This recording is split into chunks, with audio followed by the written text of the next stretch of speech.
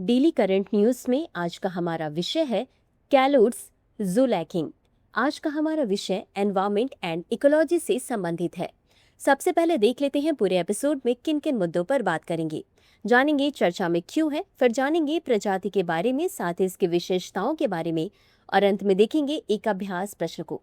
तो चलिए शुरू करते हैं।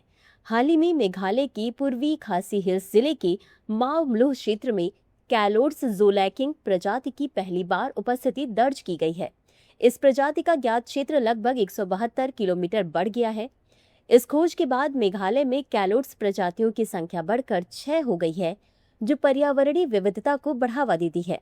भारत में कैलोड्स की 14 प्रजातियां पाई जाती हैं, जिनमें से 9 प्रजातियां पूर्वोत्तर भारत में पाई जाती हैं। अब जान लेते हैं कैलोड्स ज़ूलैकिंग के बारे में। यह गार्डन लिजर्ड छिपकली की प्रजाति है, जिसका पहली बार 2019 में मिजोरम के आइजोल जिले में वैज्ञानिकों की टीम द्वारा वर्णन किया गया था। यह प्रजाति लगभग 5 इंच लंबी होती है और इसके शरीर पर हरे रंग के कई शेड्स और काले धब्बे होते हैं। इसके शरीर पर एक विशेष शल्क संरचना होती है, जो इसे एक तीखा रूप देती है और उसे शिकार से बचाने में मदद करती है। मजबूती से झुकी हुई शल्क संरचना इसके शरीर की विशेष पहचान है, जो इसे किसी अन्य प्रजाति से अलग करती है। बता दी कि यह प्रजाति भारत, श्रीलंका, दक्षिण पूर्व एशिया और कुछ प्रशांत द्वीपों में पाई जाती है। अब देख लेते हैं इसकी विशेषताओं को। यह कैलोड्स अगामिडी परिवार के वृक्षवासी या पेड़ों पर रहने वाली छिपकली है, जो अक्सर जंगलों और बगीचों में पाई जाती है। यह उत्तेजित होने पर अपने रंग में अत्यधिक परिवर्तन करती है और रंग परिवर्तन के कारण यह शिकार से बचने के लिए अपने शरीर को मिलाने का प्रयास करती है। यह दिनचर होती है और मुख्य रूप से जमीन पर तेजी से दौड़ती है।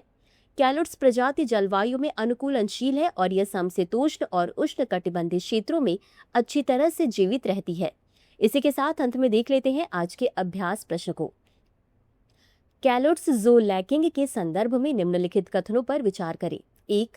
यह गार्डन लिजर्ड छिपकली की प्रजाति है। 2. भारत में कैलोड्स की 14 प्रजातियां पाई जाती हैं, जिनमें से 9 प्रजातियां पूर्वोत्तर भारत में पाई जाती हैं। उपर्युक्त में से कौन सा या कौन से कथन सही है या सही है? A केवल 1, B केवल 2, C 1 और 2 दोनों, D न तो 1 और न ही 2।